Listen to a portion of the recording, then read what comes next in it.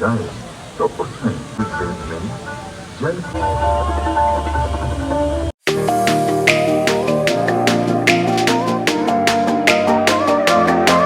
सलाम नमस्ते सत श्री अकाल दोस्तों। आज मैं हूँ वेद वन पार्क में और आज तारीख है 2 दिसंबर और आज मैं आपको कराऊंगा यहाँ पर लाइट शो का व्यू दिखाऊंगा।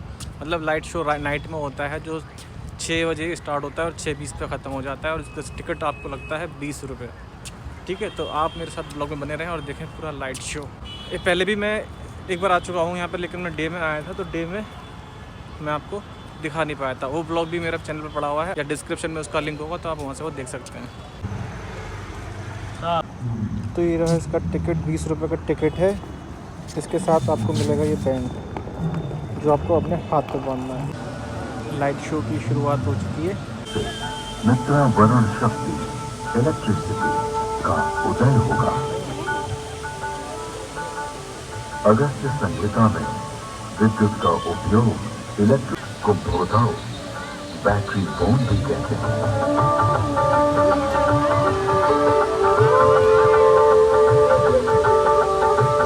तो पानी अपने रूप को बदलकर प्राणवायु ऑक्सीजन तथा उदान वायु हाइड्रोजन में परिवर्तित हो जाएगा।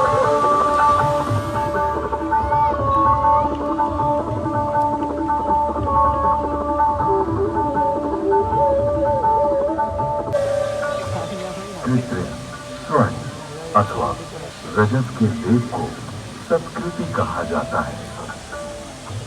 लोहे के पात्र में सुशक्त जल तेजाब का घोल इसका सानिध्य पाते ही यवक क्षार सोने या चांदी का नाइट्रेट ताम्र को स्वर्ण या रजत में ढक लेता है। स्वर्ण से लिप्त उस ताम्र को शात कुंभ अथवा स्वर्ण कहा जाता है। विद्युत तार आधुनिक नौका चलन और विद्युत वहन संदेश वहन आदि के लिए जो अनेक बारीक तारों की बनी मोटी केबल या डोर बनती है, वैसी प्राचीन काल में भी बनती थी जिसे रज्जु कहते हैं।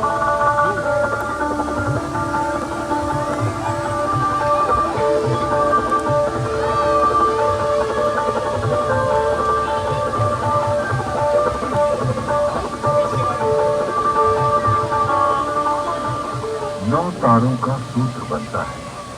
9 सूत्रों का एक गुण, 9 गुणों का एक पाश, 9 पाशों से एक रश्मि और 9, 8, 7 या 6 रज्जु रश्मि मिलाकर एक रज्जु बनती है।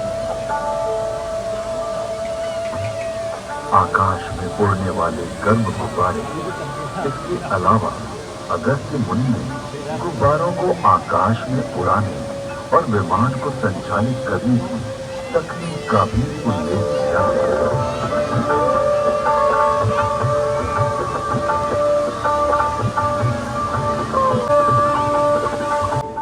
यजुर्वेद और अथर्ववेद के मंत्रों में मिलता है।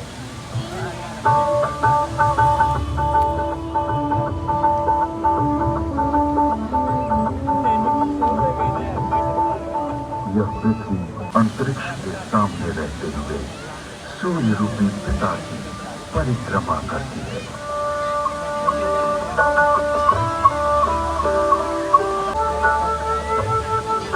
ऋग्वेद में जल की उत्पत्ति यानी H2O का उल्लेख है।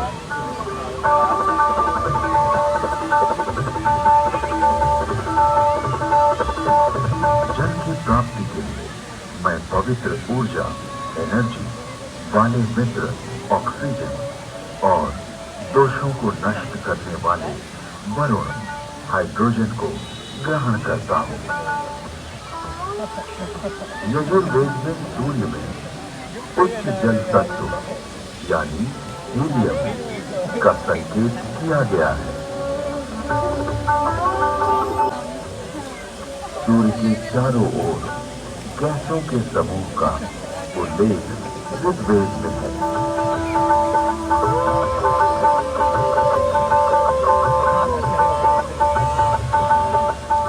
ऋग्वेद में ही सूर्य की गति और प्रकाशक होने का वर्णन है।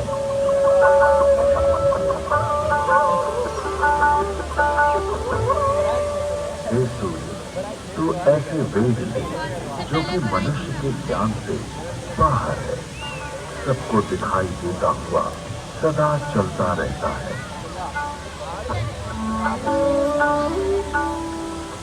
विश्व के प्रथम वैज्ञानिक अथर्वा ऋषि के अनेक आविष्कार का उल्लेख वेद में प्राप्त होता है।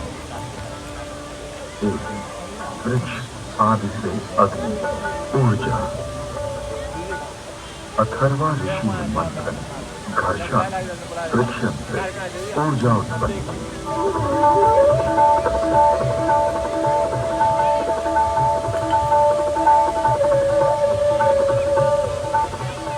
अरण्य नामक वृक्ष की लकड़ी में अग्नि,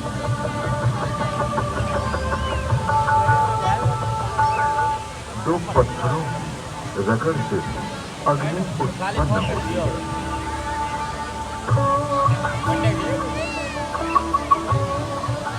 दूसरा, जल मंथन से अग्नि मंथन, फ्रिक्शन के द्वारा जलीय विद्युत हाइड्रोजन का आविष्कार किया।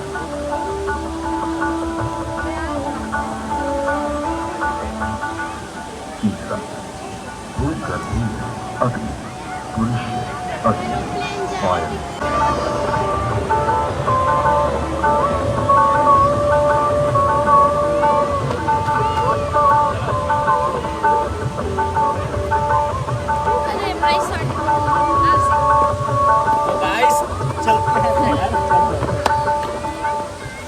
स्पष्ट उल्लेख प्राप्त होता है।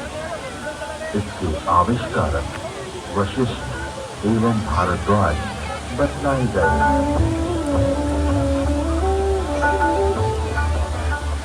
ऋग्वेद में सूर्य की घातक किरणें अल्ट्रावायलेट रेज का वर्णन है।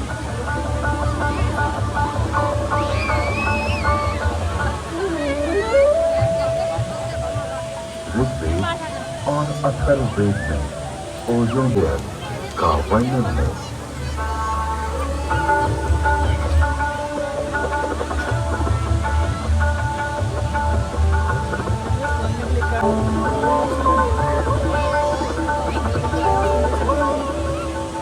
ऋग्वेद में पृथ्वी का अपनी धुरी पर घूमना बतलाया गया है।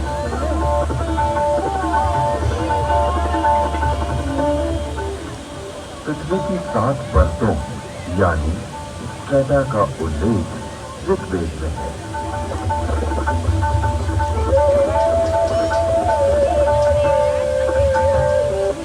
वेदों में पर्यावरण के संघटक तत्वों का निरूपण अनेक स्थानों पर किया गया है।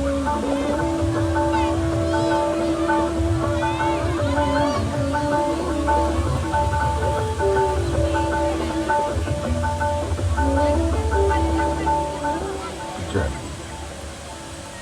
वायु और औषधियां, वनस्पति, ये तीनों भूमि को घेरे हुए हैं और मानव मात्र को प्रसन्नता देते हैं। अतः इन्हें छंद कहा गया है। इनके नाम और रूप अनेक हैं, अतः इन्हें पूर्व रूपम कहा गया है। लोक को ये तत्व जीवन रक्षा के लिए दिए गए हैं कि वेद का ज्ञान सभी के लिए है। वेदों की वाणी ब्राह्मण, क्षत्रिय, वैश्य, शूद्र, बल्कि अति शूद्र आदि सभी लोगों के लिए देता हूं। इसलिए अपने बीच किसी को भी असमान न समझो, किंतु सभी विद्वानों के प्रिय बनने और सभी लोगों को दान देने का यत्न करो और सदा सभी की समृद्धि की कामना।